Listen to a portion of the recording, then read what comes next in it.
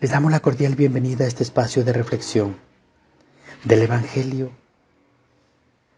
según San Mateo.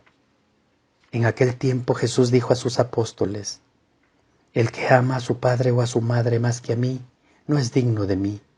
El que ama a su hijo o a su hija más que a mí, no es digno de mí. Y el que no toma su cruz y me sigue, no es digno de mí. El que salve su vida, la perderá, y el que la pierda por mí, la salvará. Quien lo recibe a ustedes me recibe a mí, y quien me recibe a mí recibe al que me ha enviado. El que recibe a un profeta por ser profeta recibirá recompensa de profeta, y el que recibe al justo por ser justo recibirá recompensa de justo. Quien diere, aunque sea más que un vaso de agua fría a uno de estos pequeños por ser discípulo mío, yo les aseguro que no perderá su recompensa. Palabra del Señor. Gloria a ti, Señor Jesús. Las claves de lectura que encontramos en este domingo 13º del tiempo ordinario, meditamos el final del discurso de la misión de Mateo. En este discurso contiene frases y consejos de Jesús que enseña a desarrollar la misión del anuncio de la buena noticia. Jesús no engaña y señala con claridad la dificultad del comportamiento a la misión. Durante la lectura conviene prestar atención a lo que nos está invitando a la reflexión. ¿Cuál es la exigencia fundamental de que Jesús va en la misión? El contexto del pasaje del Evangelio organiza las palabras y los gestos en torno a 5 grandes grupos.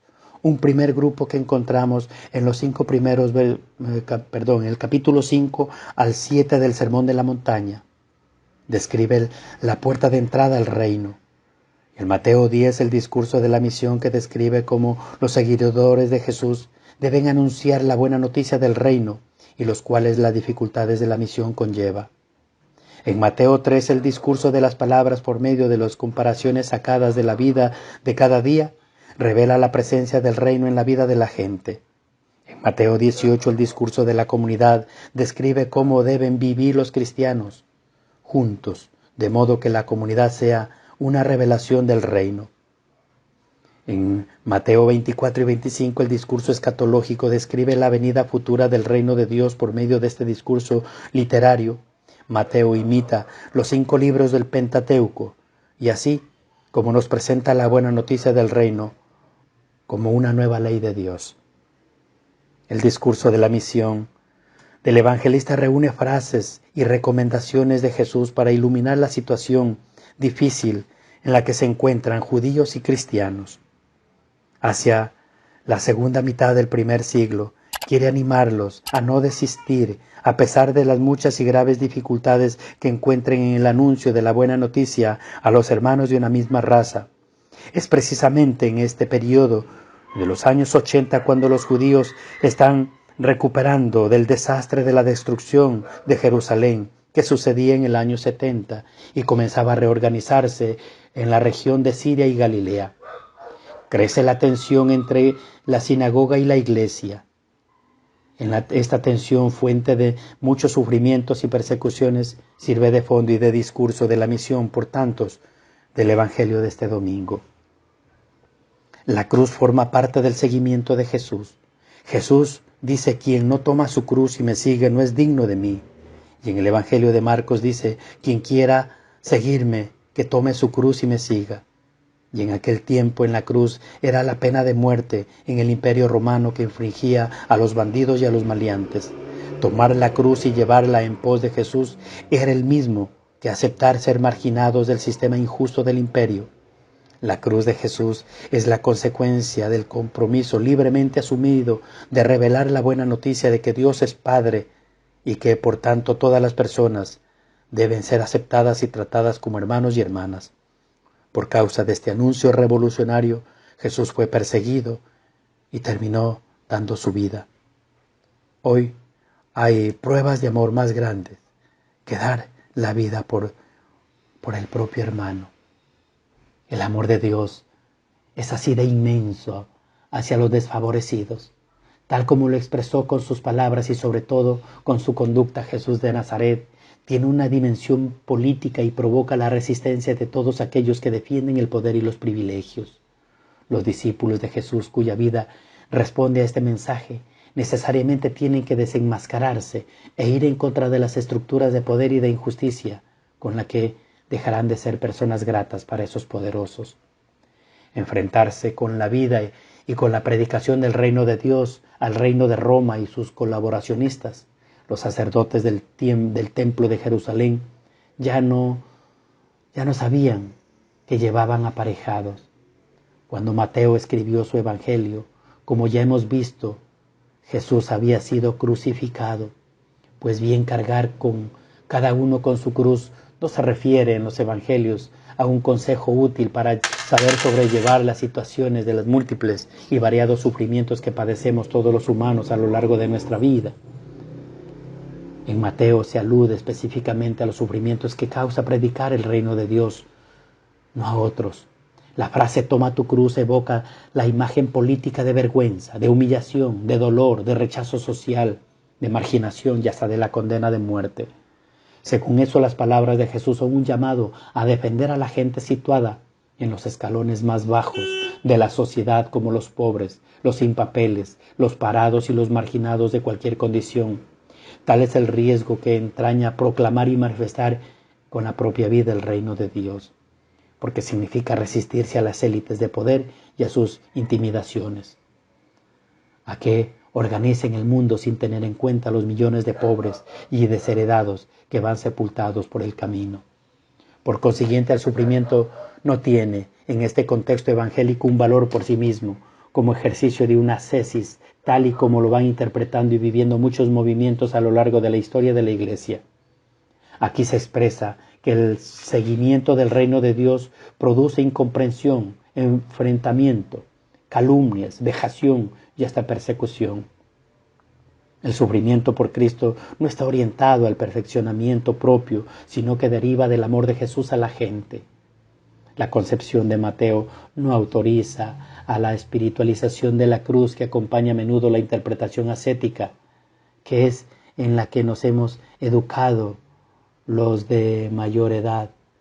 La idea de llevar la cruz es el sentido de sobrellevar pasivamente y soportar la injusticia y la miseria. No, eso no es evangelio. Con esta actitud, esos movimientos ascéticos han contribuido, ¿qué duda cabe?, a fortalecer el orden social existente. ¿Por qué con aguantar el sufrimiento han movido a la conformidad con el alma y con la injusticia y a considerar esa resignación más como virtud cristiana que es como pecado? El reto más importante que plantean estos textos en la iglesia cristiana de hoy, que hablamos incesantemente del sufrimiento, que es en estas iglesias no la padecemos, sobre todo en los países de primer mundo, porque no predicamos el reino de Dios, cuando el sufrimiento es, según Mateo, una consecuencia necesaria de la predicación y de la forma de vida de Jesús. Seguramente estas iglesias miramos para otro lado ante las injusticias que abundan en nuestro mundo. Por eso no son incómodas. ¿Quién me recibe a mí? Me recibe el que me ha enviado. Recibir a los discípulos misioneros es aceptar el mensaje de Jesús, escuchar, confiarse en sus palabras, que proclamar en el reinado de Dios frente al reinado de Roma y a los ricos y saduceos. Hay otra conexión. ¿Quién me recibe a mí? Recibe a aquel que me ha enviado. La enseñanza de Jesús revela que Dios está presente con él y a través de él en la misión de los discípulos. Un elemento central de la misión de los discípulos es hacer posible un encuentro con la presencia salvífica de Dios. Pues bien, todo esto tendrá una recompensa, como dice en las últimas líneas del relato del Evangelio de hoy. También lo afirma el texto Antiguo Testamento sobre la mujer que daba acogida en su casa al profeta Eliseo. Pero aquí aparece uno de los grandes problemas de comprensión de todo el Evangelio. ¿Cómo hay que compaginar a Dios misericordioso con el Hijo del Hombre, juez universal que premia por acoger a los profetas o por dar un vaso de agua a los más necesitados? Hoy Mateo nos pone en esta misma disyuntiva que señaló entonces, porque también nosotros tenemos un conflicto de fidelidades a dos reinos, el reino de Dios y el reino de nuestra sociedad producida por el consumo. O somos fieles al mensaje de Jesús, condensado en las bienaventuranzas y en las prácticas de acogida a los pobres, enfermos, desamparados, emigrantes, hambrientos y marginados de toda clase, o bien optamos por la fidelidad del mundo en que vivimos, donde los valores económicos, el valor del apellido, el valor de los tipos biopsíquico, que se han convertido absolutamente en toda una mercancía y en lo que pocos se están haciendo y buscando la riqueza, como viviendo en la corrupción que estamos viviendo en nuestro país, que cada uno lleva su tajada como mejor le parezca, y sin importarle el hambre, la enfermedad que padecen muchos que están desprotegidos. Quizás estamos muy a gusto con lo que las cosas sigan así, de esa manera.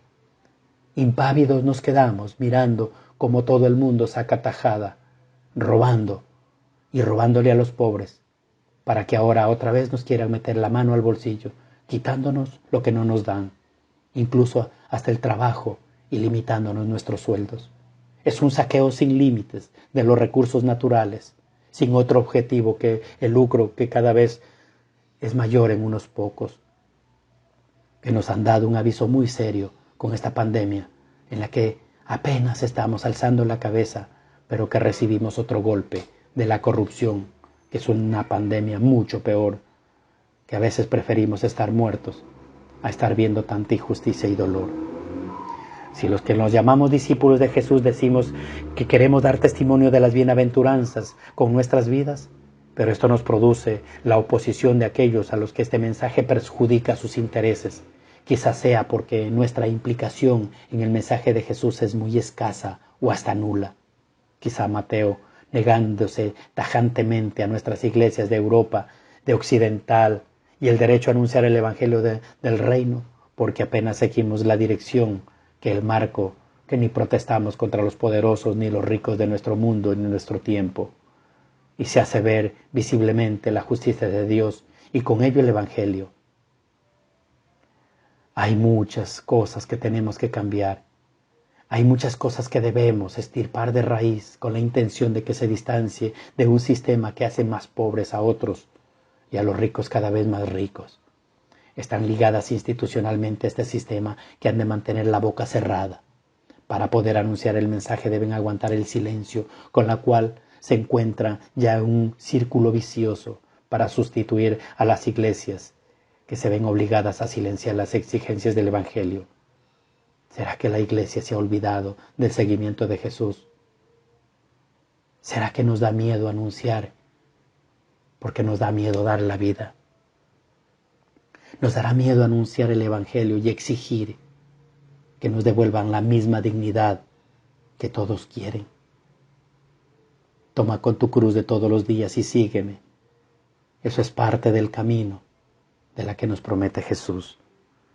Gloria al Padre, al Hijo y al Espíritu Santo, como era en el principio, ahora y siempre, por los siglos de los siglos. Amén.